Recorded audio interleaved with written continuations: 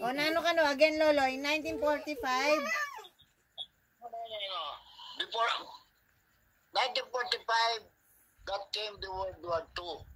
But prior to that, the Philippines was occupied by the Japanese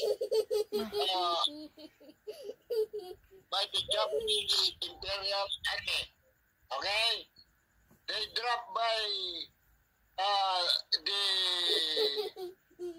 seashore of Pangasinan.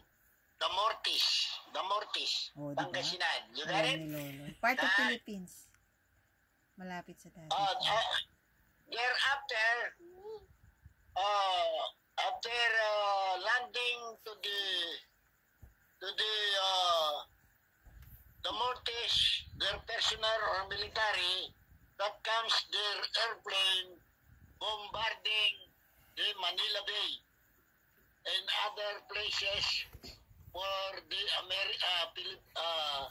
Sagli. Sasabihan mo na yung history eh. Nano mo yung experience mo. Wala mo na kakay. Ala ka pa kanta eh. What balo mo yan? Siyempre, balo mo yung history. Pero, sinabi na bang tatang mo yan? That is my history. Oh. As far as I know, our father, During that time, and your grandfather, si Lolo single, Abelino. Lola and Lolo are teenager at the time. Teenager, you know, they are still young. They keep themselves away from the Japanese military. Ela may kipaglaban. Not yet. After that, upon arrival of the American, they took vote against the so they are young. They help the American as well as the Filipino Hukbalahap. Hukbong bayan laban sa Hapon. Hukbalahap. Guerrilla. Hukbalahap are group of Filipino people. Sige, balo ko na yan. Elaborate ko niya ito. Balo ko na rin. Arm against the Japanese together with the American people.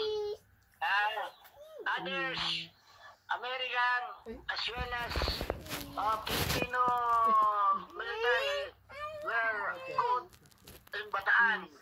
So, Death March. March. Kapas. Historical lang place natin. Where your mother was born in Kapas, Tarlac. You add this one. The Americans suddenly, through MacArthur, in the aid of the American, against this Japanese Imperial Army until such they regained dito, diba? the Republic, Philippines, and which was placed under American regime. And other Filipinos, to carry short, other Filipinos joined, like Ferdinand Marcos, they joined the military. Some were brought in America as part of military. That's why there are so many Filipino in America right now. Just like in Kenny. Nagano rin ng Sabela rin. Japanese and Americans. Your grandfather, who are still young at that time, were not able to become an American soldier because they only age ranging from 15, 16, something like that. So they are still young. But unluckily, they were freed from the hands of this military of the Japanese Imperial Army.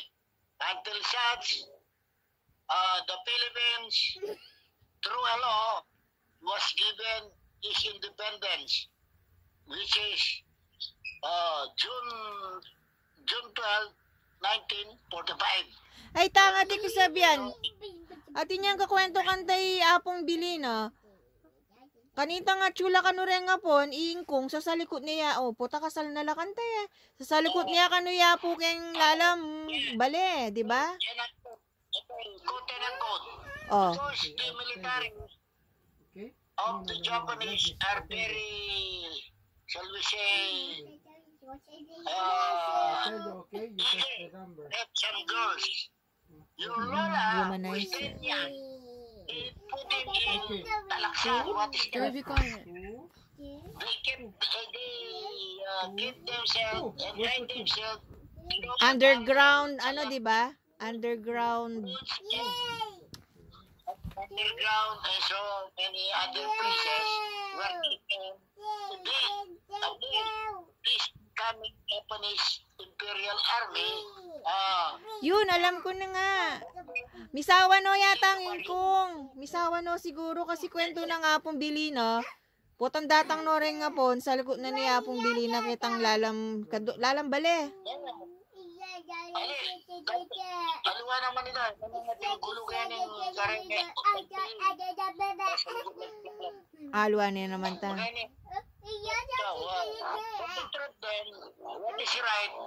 Your grandlola, who is still single at that time, and a teenager, when the Japanese arrived, they see to it, girls are being kept in a place where they were not been seen by this Japanese Tinatago military. sila. Why? Pinahide They sila. were being raped for those. Slaves. That's why Slaves and ano. matungin na kontra. Japanese girls. That's why, that is the reason why, avoid sexual harassment like that, and many others. Servant. Servant dala, ini slave dala, di ba? Ang pointang na ito, comfort lady. Yeah, the comfort ladies. Comfort lady, you know that? It's in our history, ate. Yung mga girls doon, pag nahuli ka nila, they're treating you like slavery, and then later on, tinawag silang comfort ladies. Ito mo niya mo. Wow, okay na ita. Ita mo naman yung target na. At least, upo ta balada, mabiyaya pa yung kung dong that time or what. Yun lang. That is the real what happened to the Filipino at the time of the Japanese occupation. Okay, thank you, Lolo. Thank you. Who is this?